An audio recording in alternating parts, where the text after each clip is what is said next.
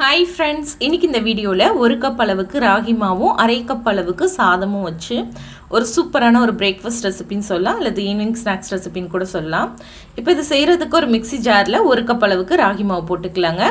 இது கூடவே நம்ம எடுத்து வச்சுருந்த அந்த 1/2 கப் அளவுக்கு சாதம் சேர்த்துக்கலாம். சாதம் இன்றைக்கி நான் வடித்த சாதம் சேர்க்குறீங்க. சப்போஸ் உங்ககிட்ட சாதம் மீந்த சாதம் இல்லை தண்ணியில் போட்டு வச்சுருந்தீங்கனாலும் பரவாயில்ல, தண்ணியை வடிச்சிட்டு 1/2 கப் அளவுக்கு சேர்த்து நல்லா அரைச்சி எடுத்துக்கோங்க. தண்ணி எதுவும் சேர்க்காமல் ஃபஸ்ட்டு நல்லா அரைச்சிக்கோங்க. அதுக்கப்புறமா ஒரு பவுலில் மாற்றிக்கலாம். இப்போ இது கூடவே ஒரு பெரிய வெங்காயம் நல்லா பொடியாக கட் பண்ணி சேர்த்துக்கோங்க. இதுலேயே ஒரு கேரட் துருவி சேர்த்துக்கோங்க, நல்ல பொடியை துருவி சேர்த்துக்கோங்க. இதுலேயே பார்த்திங்கன்னா ஒரு 1/4 கப் அளவுக்கு கொஞ்சமாக முருங்கை இலை சேர்த்துக்கலாம். நல்லா இலங்கீரையாக சேர்த்துக்கோங்க, அப்போ தான் நல்ல டேஸ்ட்டாக இருக்கும்.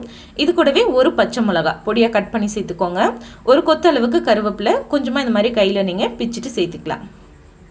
இப்போ இது கூடவே இதுக்கு தேவையான அளவுக்கு உப்பு சேர்த்துக்கலாம். 1 டீஸ்பூன் அளவுக்கு நான் உப்பு சேர்க்குறேங்க. இது சேர்த்துட்டு ஃபஸ்ட்டு ஒரு தடவை நல்லா கலந்துக்கலாம். நம்ம உப்பு சேர்த்துருக்கனால ஃபஸ்ட்டு ரஃப்பாக இந்த மாதிரி நல்ல மாவை கலந்து விட்டுட்டு அதுக்கப்புறமா நம்ம கொஞ்சம் கொஞ்சமாக தண்ணி சேர்த்து நல்லா பிசைஞ்சு எடுத்துக்கலாம். ஃபஸ்ட்டு ரஃப்பாக கலந்துக்கோங்க. இப்போ இதில் நான் 1 கப் அளவுக்கு தண்ணி எடுத்திருக்கேன். இதை கொஞ்சம் கொஞ்சமாக நம்ம சேர்த்து நல்லா பிசைஞ்சு எடுத்துக்கலாம். சப்பாத்தி மாவோட கொஞ்சம் தளர்வான பதத்தில் பிசைஞ்சு எடுத்துக்கலாங்க. தண்ணியை ஃபுல்லாக மொத்தமாக சேர்த்து பிசையாமல் இந்த மாதிரி கொஞ்சம் கொஞ்சமாக சேர்த்து பிசைஞ்சிங்கன்னா உங்களுக்கு அளவு சரியாக தெரியும். மாவும் நம்ம சரியான பதத்தில் பிசைஞ்சு எடுக்க முடியுங்க. அதனால் கொஞ்சம் கொஞ்சமாக சேர்த்து பிசைஞ்சுக்கோங்க.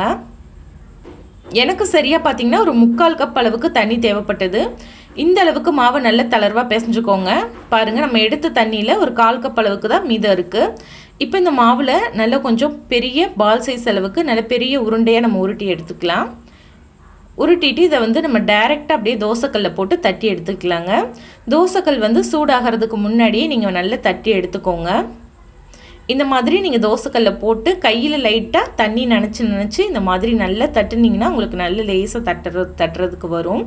இந்த மாதிரி தட்டுறதுக்கு உங்களுக்கு கஷ்டமாக இருக்குது அப்படின்னா நீங்கள் ஒரு வாழை இலையிலையோ இல்லை ஒரு பட்டர் பேப்பர்லேயோ லைட்டாக எண்ணெய் தடவிட்டு அதில் கூட நீங்கள் போட்டு நல்லா தட்டிட்டு அதுக்கப்புறமா நீங்கள் தோசைக்கல்லில் போட்டுக்கலாம்.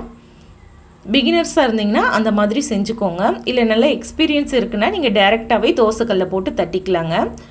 இப்போ நம்ம ஸ்டவ்வை ஆன் பண்ணிடலாம். ஸ்டவ் ஆன் பண்ணி ஒரு பக்கம் இது நல்லா வெந்ததுக்கப்புறமா இன்னொரு பக்கம் திருப்பி போட்டுக்கலாம். மேலே கொஞ்சமாக எண்ணெய் விட்டுக்கலாங்க.